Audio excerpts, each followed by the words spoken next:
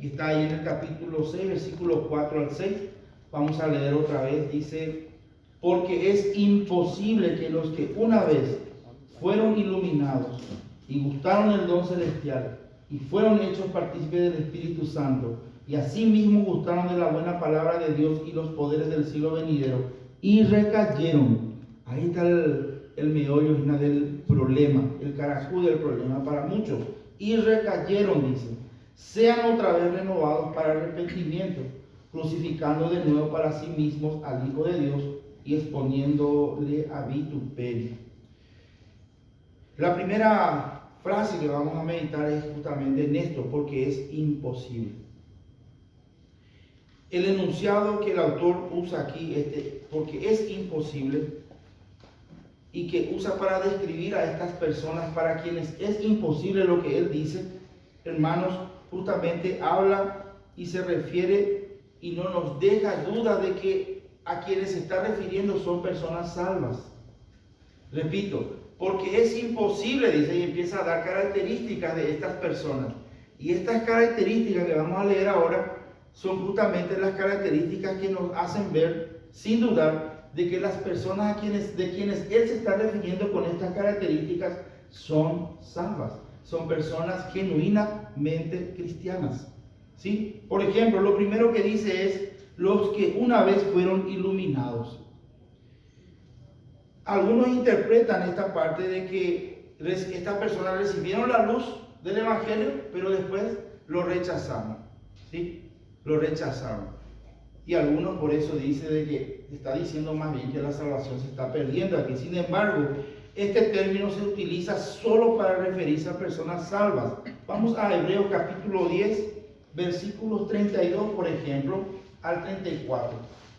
Capítulo 10, versículos 32 y 34. Aquí el autor de los Hebreos está recordándoles a estos hermanos algo del pasado. Y miren lo que dice: pero traed a la memoria los días pasados, en los cuales, después de haber sido iluminados, utiliza la palabra iluminados, sostuvisteis gran combate de padecimiento. Por una parte, ciertamente con vituperios y tribulaciones fuisteis hechos espectáculos, y por otra, llegasteis a ser compañeros de los que estaban en una situación semejante, porque de los presos también os compadecisteis, y el despojo de vuestros bienes sufristeis con gozo, sabiendo que tenéis en vosotros una mejor y perdurable herencia en los cielos. Otra vez aquí, hermanos, no nos deja lugar a dudas de que estas personas, para los cuales es imposible, dice lo que dice, son personas que han experimentado la iluminación del Evangelio. Y la persona que es iluminada por el Evangelio, hermano, es una persona salva. Porque estas personas, después de haber sido iluminados, dice que sufrieron todo lo que sufrieron. Y no hay, hermanos, cristianos que sufra estas cosas si no se convirtió al Señor. ¿Se entiende? Otro pasaje que habla de esta palabra iluminación es 2 de Corintios, del apóstol Pablo. Sin perder, por favor, nuestro capítulo 6 de Hebreo. Segunda carta a los Corintios, capítulo 4. Miren lo que dice el apóstol Pablo. Divide en prácticamente dos grupos de personas. Dice, versículos 3 al 6. Dice: pero si nuestro evangelio está aún encubierto, entre los que se pierden está encubierto, en los cuales el Dios de este siglo cegó el entendimiento de los incrédulos, para que no les resplandezca la luz del evangelio de la gloria de Cristo, el cual es la imagen de Dios.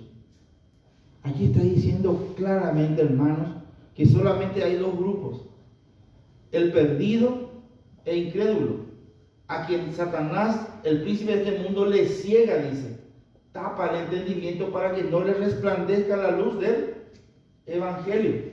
Pero la persona a quien la luz del Evangelio le resplandeció, le iluminó, esa persona es salvo, porque puede entender por la obra del Espíritu Santo mismo, que utiliza la palabra de Dios, que está en pecado y perdido. y que su única salvación es Cristo. Entonces, cuando aquí dice Hebreos capítulo 6, versículo 4, porque es imposible que los que una vez fueron iluminados, está hablando de esa característica única que tiene una persona salva. Bueno, vamos a ver ahora también, ahí mismo, hermanos, hay otra palabra que nos da más seguridad de que se está refiriendo a personas salvas. Dice, porque es imposible que los que una vez fueron iluminados. Esa palabra una, hermanos, es una palabra griega, hapax, que significa, hermanos, que es irrepetible la acción. Ya no hace falta que vuelva a suceder. Esa es importante la palabra que utiliza aquí el autor a los hebreos, porque es una palabra, hermanos, que, como dije, significa, entre otras cosas, una vez para siempre, validez perpetua, que no necesita ser repetida, que es irrepetible. O sea, la iluminación del evangelio a un pecador, por el cual el pecador se arrepiente y cree y nace de nuevo, recibe el Espíritu Santo, hermano, ocurre una sola vez. No hace falta que eso se repita. Eso es lo que está diciendo aquí y da ese énfasis, porque es imposible que los que una vez fueron iluminados. Ok, pasamos a la siguiente característica. Versículo 4, la segunda parte, y gustaron del don celestial. Aquí algunos dicen, hermanos, que este gustaron está diciendo que la persona como que probó el sabor de la salvación, después lo escupió y no le gustó. Y eso es imposible también, porque esta palabra gustaron justamente se utiliza ahí en el capítulo 2, versículo 9 de Hebreos, donde dice que el Señor Jesucristo, el hermano va a poner, dice que el Señor Jesucristo gustó por nosotros la muerte. Y cuando dice que gustó por nosotros la muerte, no está diciendo que el Señor Jesucristo probó nomás la muerte, sino que lo tragó completo. La palabra gustar por nosotros ahí significa que el Señor bebió hasta la última gota del amargo sabor de la muerte en toda su dimensión. Y habíamos hablado de eso, que incluía la muerte espiritual que vos y yo merecemos o experimentamos por causa de nuestros pecados. Entonces, aquí cuando dice, y gustó el don celestial, es imposible que se esté refiriendo a una persona que probó, no le gustó y escupió otra vez la salvación, ¿me entienden? Entonces, vamos viendo que estas características, antes que indicar a una persona no salva, está indicando, sin lugar a dudas, a personas que se han convertido al Señor verdaderamente. Personas que han sufrido persecución, encarcelamiento y hasta muerte por su fe en Cristo. Es imposible que sea una persona no salva. Entonces seguimos a la siguiente frase. Ahí fueron hechos, dice siempre capítulo 6, versículo 4, dice, porque es imposible que los que una vez fueron iluminados, gustaron del don celestial y fueron hechos partícipes del Espíritu Santo. Este sí que, hermanos, peor no nos dejan dudas. Porque la palabra partícipe, ¿se acuerdan? Que estudiamos también la palabra partícipe, que hablaba más bien de un disfrute, de un banquete que significa para uno. En este caso, habíamos estudiado la santidad de Dios. Para que seamos partícipes de la santidad de Dios, decía que la disciplina de Dios lo ejecuta en su Hijo. Y esa palabra partícipe, hermanos, está hablando de un deleite allí. Y en hebreo, hermanos, muchos lugares la palabra partícipe se utiliza. Por ejemplo, en el capítulo 3, versículo 1, dice, por tanto, hermanos santos, participantes del llamamiento celestial. Está hablándole a creyentes, participantes del llamamiento celestial. Vamos al versículo 14, ahí mismo, capítulo 3. Porque somos hechos participantes de Cristo. Otra vez se utiliza la palabra participantes de Cristo, participantes del llamado. Y está hablando de personas salvas. Aquí en capítulo 6, versículo 4 está hablando de participantes del Espíritu Santo. Y allí en el capítulo 12, el versículo 8 dice participantes de la disciplina. Y solamente, hermanos, Dios disciplina a su hijo, al que es hijo. Entonces, cuando aquí dice la palabra participante, está hablando de creyentes. Y si participante del Espíritu Santo, hermanos, está hablando de creyentes, quiere decir que el participar del Espíritu Santo se está refiriendo que en el momento en que hemos escuchado la palabra de Dios y hemos creído en Jesucristo, hemos sido sellados y hemos experimentado el nuevo nacimiento. Entonces, otra vez, hermanos, esta característica que enuncia aquí el autor a los hebreos, o del libro de la carta a los hebreos, está dándonos, hermanos, sin lugar a dudas, características de personas genuinamente salvas. ¿Por qué estoy diciendo y haciendo énfasis en estas características? Porque, como dije, hermanos, este pasaje, este trecho bíblico es uno de los más controversiales, porque se entiende al revés. Y vamos a ir viendo eso. Después dice, hermanos, también que gustaron de la buena palabra de Dios y los poderes de este siglo, versículo 5. Y asimismo gustaron de la buena palabra de Dios y los poderes del siglo venidero. Y esta característica no solamente habla de que son salvos, sino que les ubica, hermanos, en el tiempo, en los hechos de los apóstoles.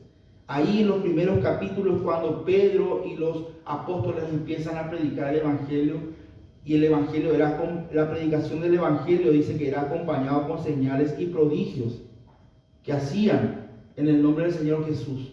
Y estas personas, quienes ahora el autor de Hebreo está escribiendo, son personas que esta expresión, esta característica le ubican en ese tiempo. Eran personas que escucharon el Evangelio, experimentaron la salvación y encima vieron las señales y prodigios que el Señor Jesucristo hacía para acompañar esta predicación, porque era un tiempo de transición donde los judíos, especialmente, para quienes eran las señales, tenían que ser convencidos de que Jesús es el Cristo.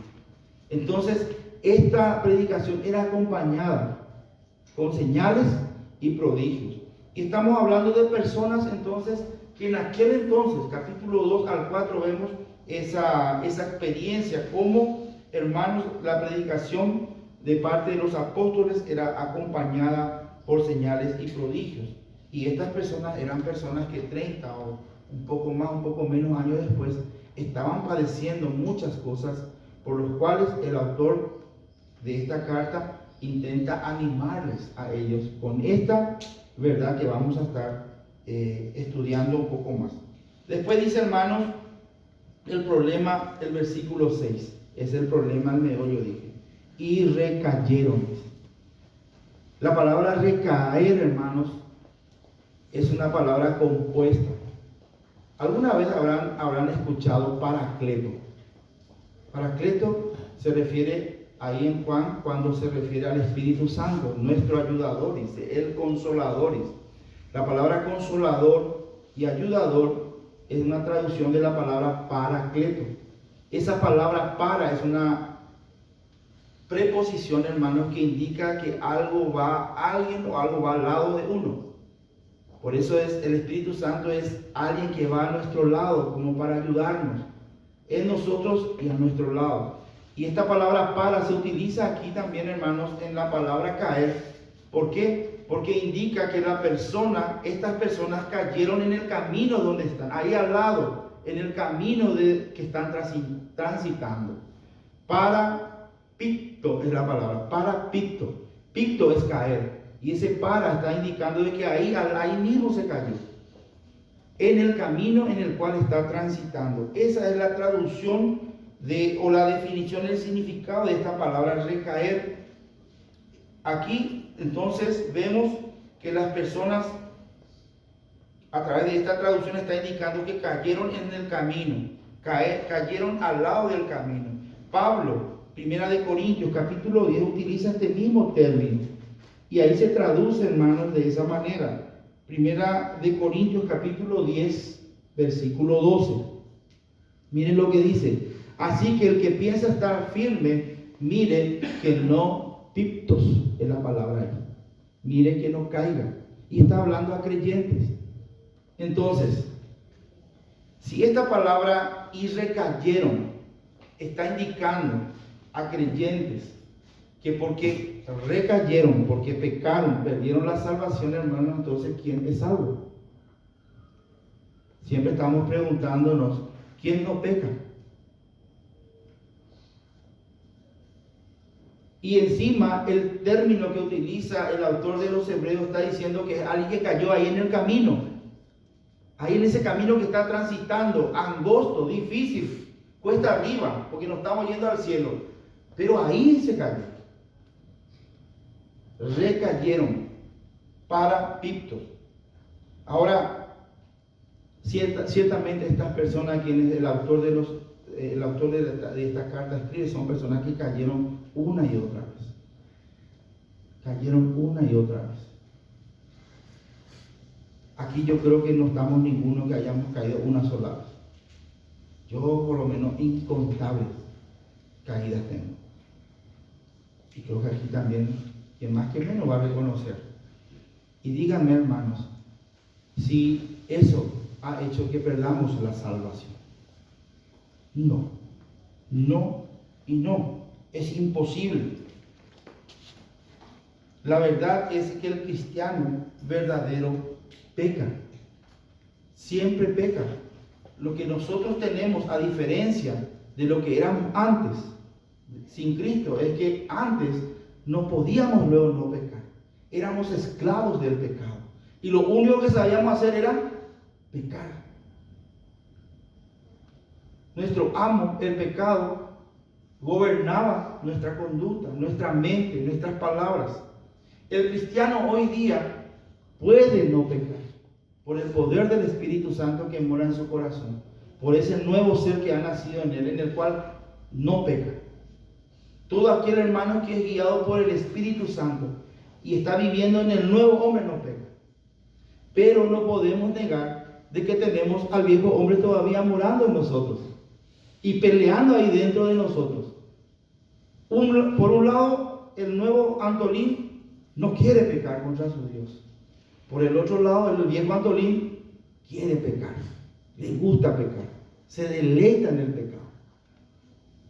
Y Pablo manifiesta esa lucha que él dice experimentaba de eso dentro de su interior. Inclusive reconoce que había veces que estaba haciendo lo que no quería hacer. Él no quería pecar en el nuevo Pablo, pero se encontraba muchas veces pecando porque cedemos a los deseos de nuestra carne.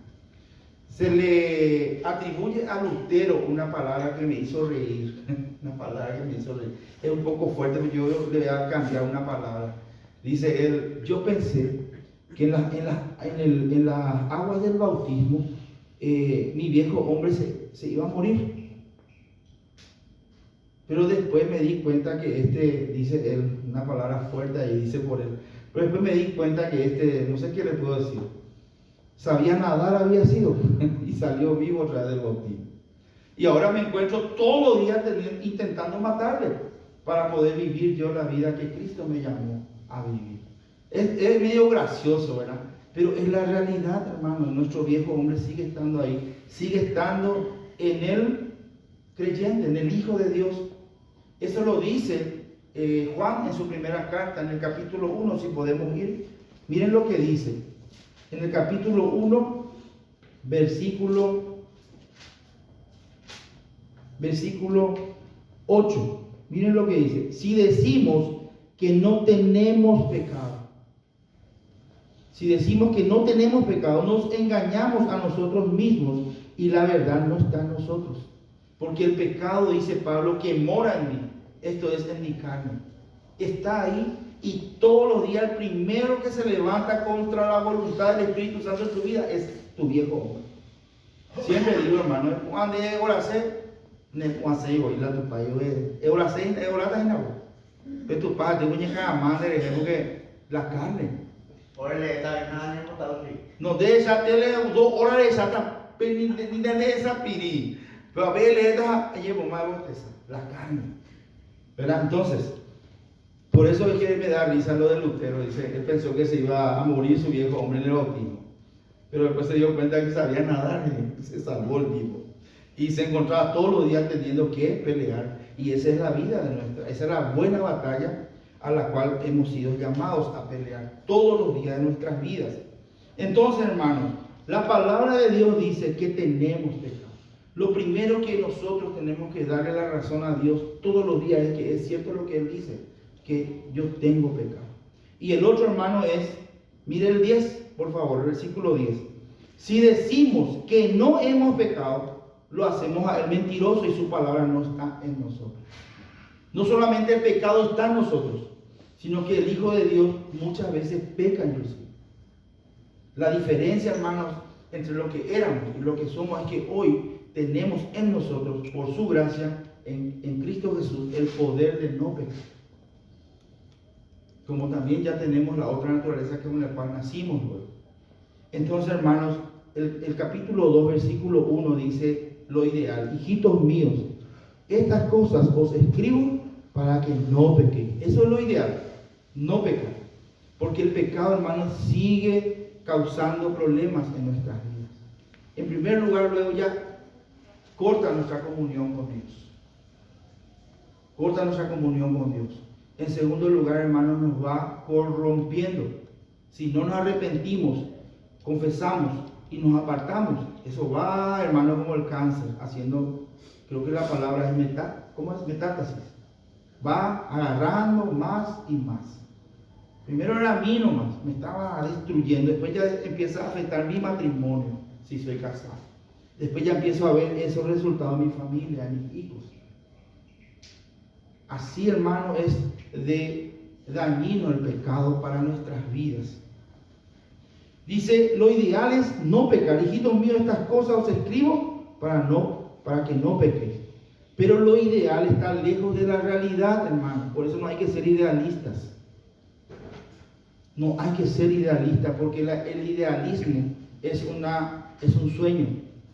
No es real. ¿Me entienden? Porque lo real dice, y si alguno hubiere pecado. Porque la verdad, hermano, es que pecamos.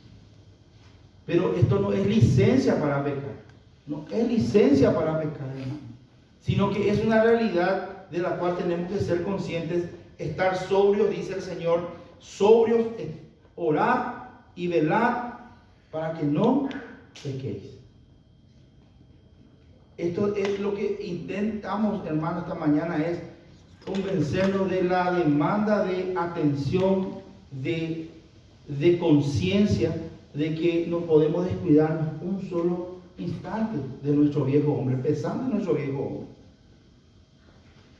Y después, hermano, está Satanás, que nos tienta. Pero Satanás nos tienta aprovechado de nuestra carne nomás. Él no tiene la culpa de nada. Él compone nomás ahí y nosotros decidimos. Y tercero está el mundo también. Hermanos, pero si hubierais pecado, y aquí tenemos, hermanos, la supremacía de nuestro Señor. Abogado tenemos para con el Padre, a Jesucristo el justo. La ventaja que tenemos, hermanos, es que el juez que puede condenarnos y castigarnos es también nuestro abogado. Qué bendecidos somos, hermanos. Porque Dios es uno solo. Dios Padre, Dios Hijo, Dios Espíritu Santo. Y los tres accionan y actuaron, trabajaron para que hoy, hermanos, nosotros, si hubiéramos pecado, pudiéramos en Jesucristo encontrar el perdón, la limpieza, la restauración y la posibilidad de levantarnos de ahí donde nos caímos y seguir para adelante. Seguir para adelante.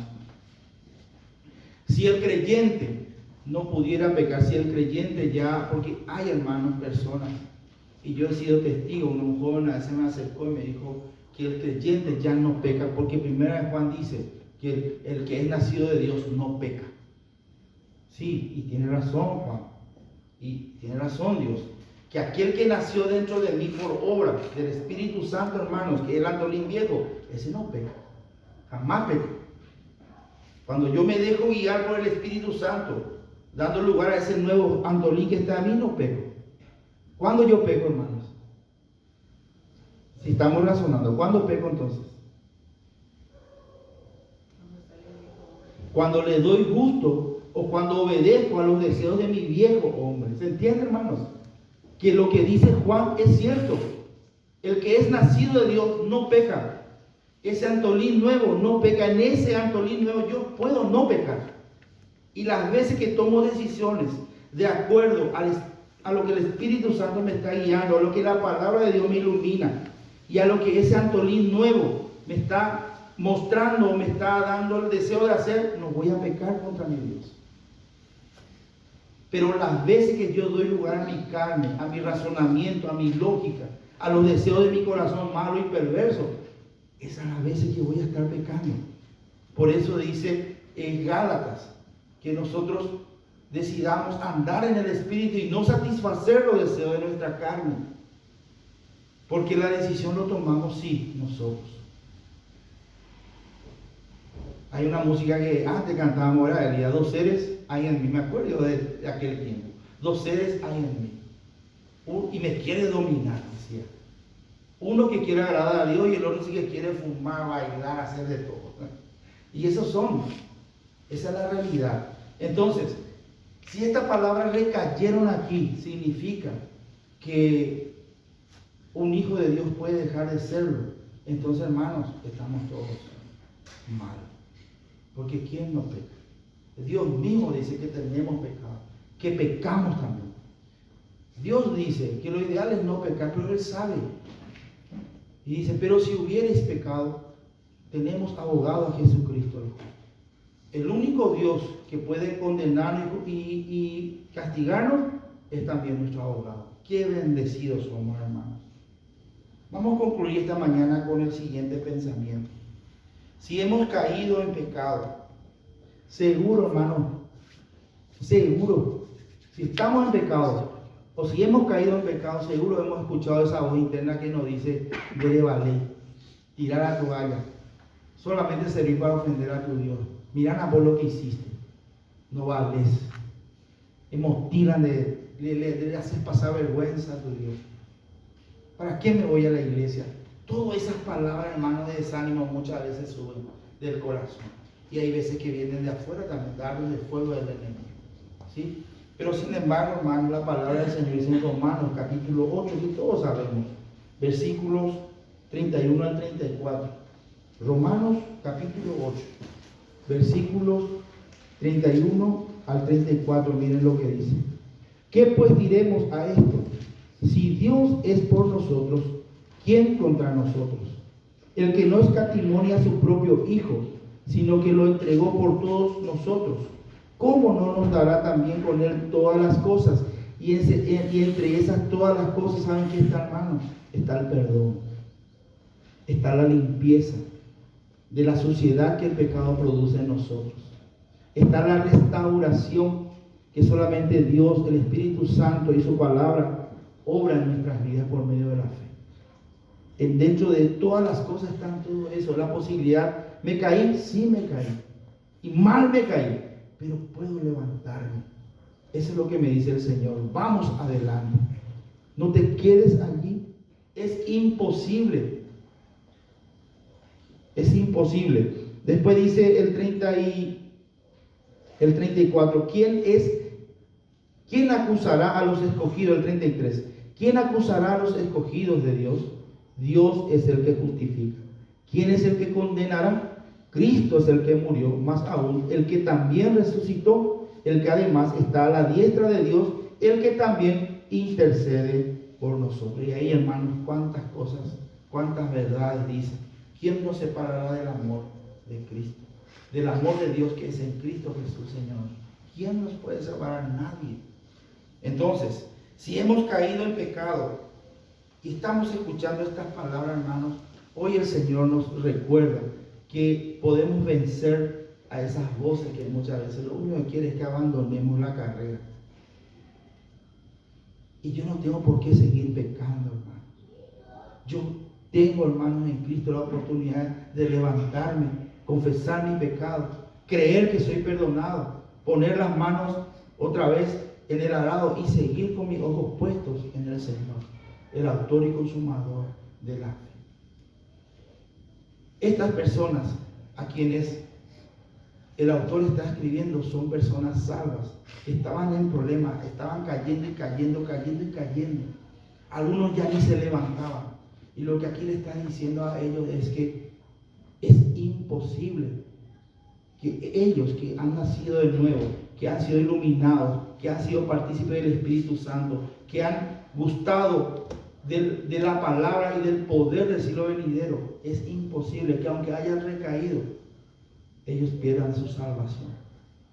Entonces, si para mí es imposible perder mi salvación, hermanos, por la caída que tuve, lo que me resta, hermanos, es creer que Jesucristo es suficiente para que yo sea perdonado, restaurado, y para que en su amor yo tenga una nueva oportunidad de levantarme y seguir adelante en el camino de la santidad, en el camino de la bendición, de la obediencia. No seguir adelante en el pecado, hermanos. El Señor le dijo a aquella mujer que fue, encontrada en el acto mismo del adulterio: ni yo te condeno. El único que podía condenarla ahí era Jesús. Y Jesús le dijo: ni yo te condeno. Pero ¿qué le dijo? Vete. ¿Qué le dijo?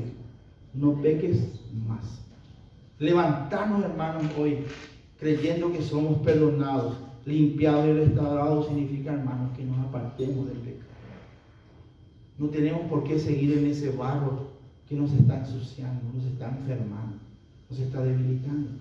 Tenemos nosotros en Cristo la oportunidad de levantarnos, porque aquel juez que puede juzgarme y condenarme es el mismo que me defiende. Entonces no hay nada, hermanos, que impida que yo pueda seguir adelante la carrera de la vida cristiana en el nombre de Jesús. Amén. Bueno, hermanos,